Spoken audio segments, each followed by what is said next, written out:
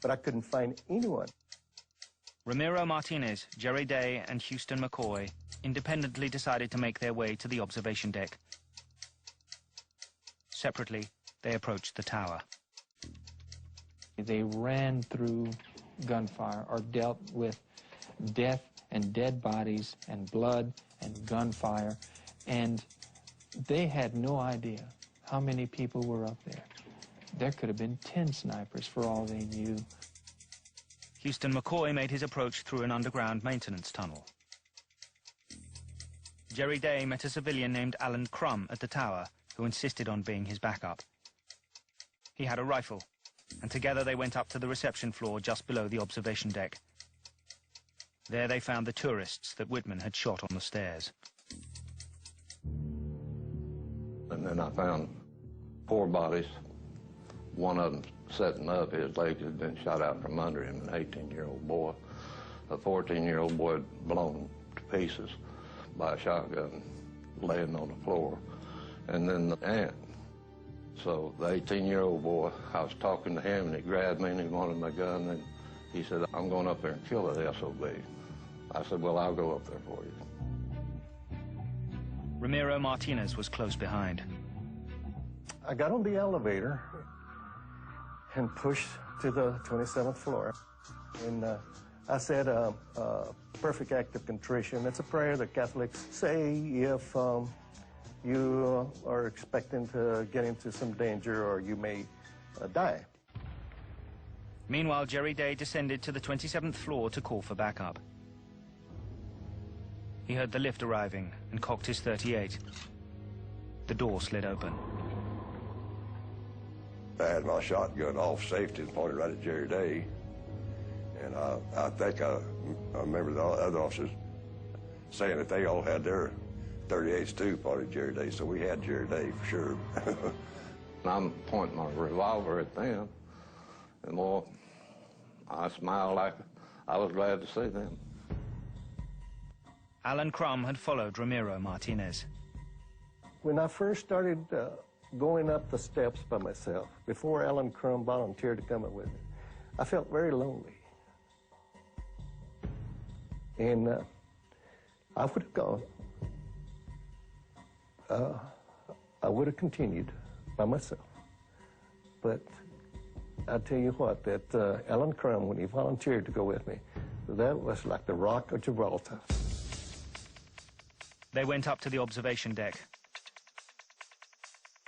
Officer Martinez went outside, backed up by Houston McCoy, armed with a shotgun, and Alan Crum.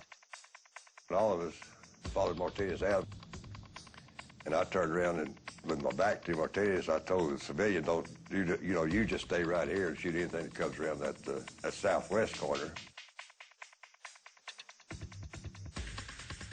All around them, bullets fired by people on the ground were hitting the tower's walls and parapet. 3 splats hit right above my head for ground fire. Somebody saw my head, and they didn't aim too good. Over 90 minutes, 45 people had been shot. While Alan Crum kept watch at the southwest corner, Ramiro Martinez and Houston McCoy moved toward the northeast. The nervous civilian accidentally fired his weapon. It alerted Whitman, who had taken refuge from the withering fire below the parapet on the tower's north side. He was sitting there, and when Crum fired the round, he was looking south, and Martinez and McCoy came around from the northeast side. I fired a shot at him right away. He started firing. It was tow, tow, tow, tow, tow, tow, just that quick. And I kept advancing and shooting and emptied my gun. McCoy was behind me at the time with a shotgun, and he shot him.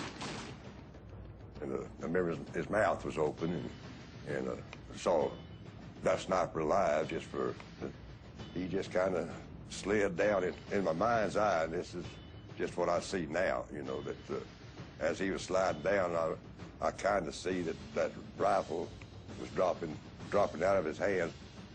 Officer Martinez threw down his empty gun and grabbed his colleague's shotgun. He ran to Whitman and fired at point-blank range. The clock in the tower read 1:24.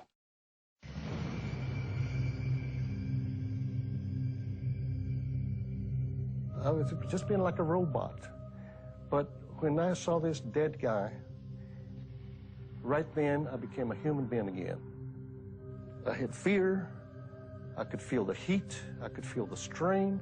My adrenaline had stopped pumping. My knees just kind of buckled. My legs felt like rubber. And I said, I need to get the hell out of here. So I told Martinez, you go tell Jerry Day to call the Austin Police Department, have the Austin Police Department announce over the radios that it's all over. After that, Martinez run downstairs hollering, I got him, I got him, I got him. This is Neil Spells with the bulletin from the KTBC radio newsroom. The sniper is dead. It didn't seem like 90 minutes, it seemed like a few minutes, but then it seemed like 1,000 years. And it seemed like we were all in war. As word spread, people gathered silently beneath the tower. From out of nowhere, it just seemed like people came pouring in from everywhere. And we went about the business then of taking the bodies down. The receptionist that had been killed on the tower, Phil Counter and I found an old army blanket. It might have even been one of Whitman's. We used that for a gurney or a stretcher.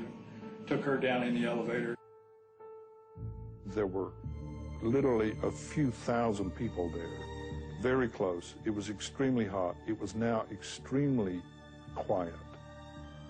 And there were guns everywhere. Everyone had the muzzles pointed up or down at the street as they brought down the Gabors and later brought down Whitman.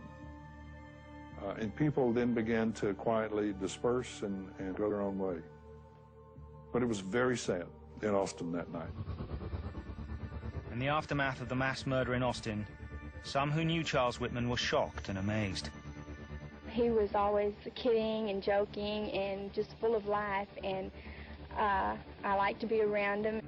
Bad enough with what he did with people, but the idea of killing Kathy and his mother just seemed incomprehensible because he just cared so much about them. Charles Whitman was dead. But could there be an explanation for his butchery? Officers from the Austin, Texas Police Department ended the 90-minute sniper massacre at the University of Texas. Once Charles Whitman was himself dead, people wanted to know why he had become a mass murderer. Attention focused on his father, Charles Whitman Sr.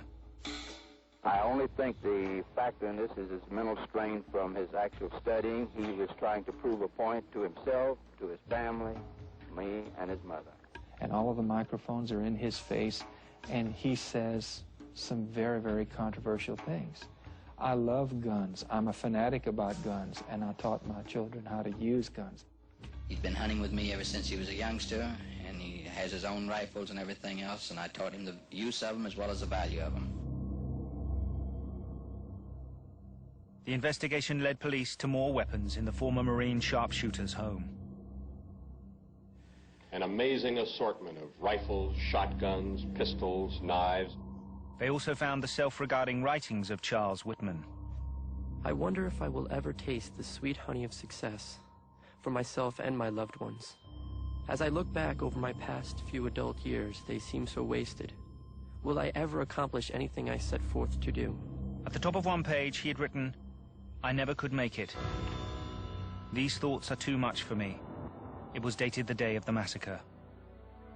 In one of his lengthy notes, Whitman asked that an autopsy be carried out. He was convinced that something was physically wrong with him. As it turned out, he was right. Pathologists discovered that he had a brain tumor.